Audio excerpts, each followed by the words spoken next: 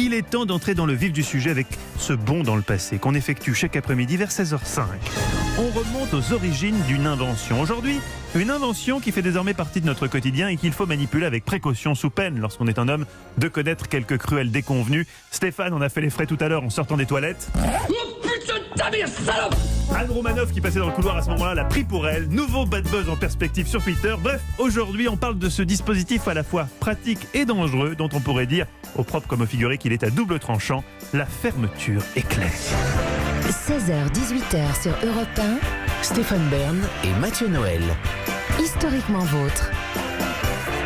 Vous écoutez Historiquement Vôtre, un programme riche parce qu'on parle des riches aujourd'hui. Mais avant de lancer en l'air des liasses de billets, lui va faire le sien de billets. Bonjour David Castello-Lopez. Bonjour. Chaque jour, vous remontez pour nous jusqu'aux origines d'un objet de notre quotidien.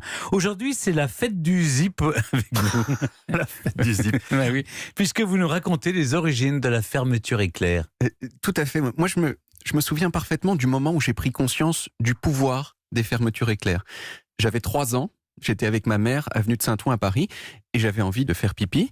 Alors ma mère a trouvé des toilettes, et comme ça se passe souvent quand on est petit, elle m'a aidé. Et quand j'ai fini, elle n'a pas fait attention, et elle a remonté ma braguette sans s'assurer que le passage était libre. La douleur, c'était il y a 35 ans, et je la ressens encore. Je vous ai dit que c'était le moment où j'avais pris conscience du pouvoir des fermetures éclair, c'est vrai. Mais j'ai pris conscience en fait de beaucoup plus que cela. J'ai compris que la vie n'était pas que joie et qu'elle pouvait réserver des épreuves profondes.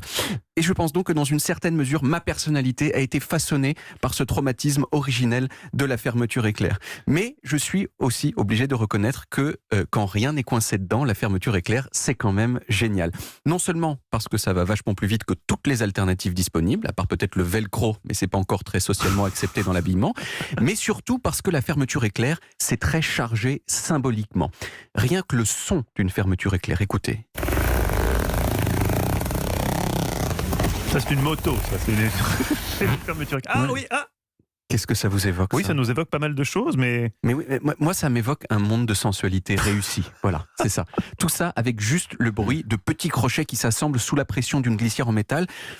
Et voilà, ça me fait cet effet-là. Mais alors, d'où ça vient, la fermeture éclair? Et il y avait quoi avant?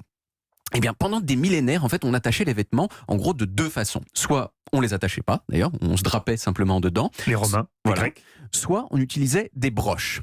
Et puis on a inventé successivement les lacets, qui marchent pas mal, les boutons au XIIIe siècle. Super tard quand même. Les boutons au XIIIe siècle. Ouais, super tard. Il y avait des boutons, mais c'était juste décoratif. C'est au XIIIe siècle qu'on a eu l'idée de tiens, si on les mettait dans une fente.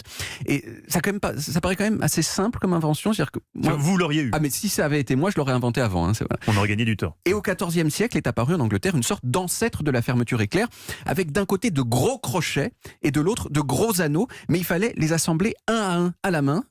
Ce qui était super relou, c'était une sorte de version en fait pas du tout éclair de la fermeture éclair. Et après, en gros, c'était la fermeture suisse, on l'appelait. Fermeture suisse. Très bon. Et après, en gros, plus rien pendant 4 siècles. Entre-temps, on a inventé la machine à vapeur, l'ampoule électrique, le téléphone, le moteur à explosion. Mais quand il s'agissait de fermer ses vêtements, on était encore dans la même merde primitive qu'au Moyen-Âge. Mais un jour, en 1843, il y a un petit garçon qui est né à Antwerp, dans l'État de New York. Ce petit garçon, il s'appelait Whitcomb Judson. On ne sait pas grand-chose de lui. On sait juste qu'une fois adulte, il a fait la guerre de sécession dans le camp des gentils. Il a été blessé et puis vers la quarantaine, il a commencé à inventer des trucs. Et l'une des choses qu'il a inventées, c'est une sorte de proto-fermeture éclair destinée principalement à fermer les chaussures des femmes. Parce que les chaussures des femmes à l'époque, c'était souvent 20-30 boutons, donc il fallait compter une demi-journée, c'était chiant.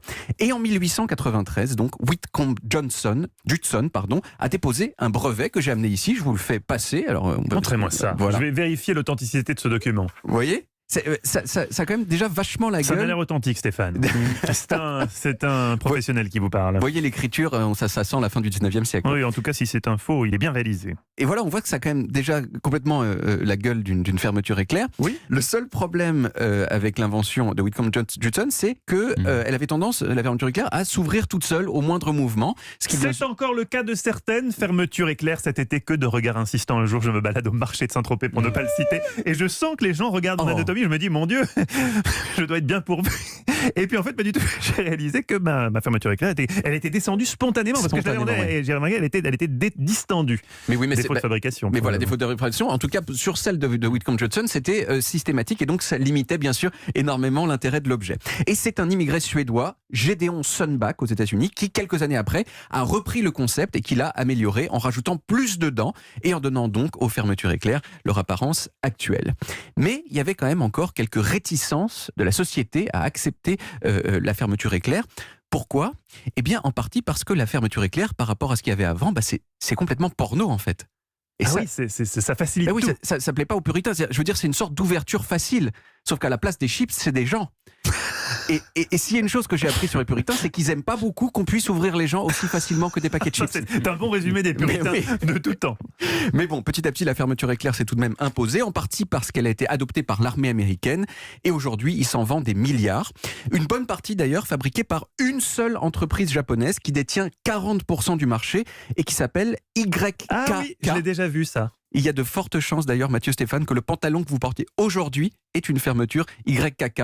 Vous voulez vérifier ? Moi, j'ai des boutons comme au XIIIe siècle. Je viens de vérifier parce que j'ai mis un jean à boutons aussi. Ah ben oui. Mais alors vous n'avez même pas de fermeture éclair. Alors vous, chez vous, Oui, chers auditeurs, Vérifiez que c'est une YKK. Il y a de fortes chances que votre fermeture éclair ce soit une YKK. Merci beaucoup. Comme tous les jours, c'était passionnant. Ouais. Merci David Casus-Lopez.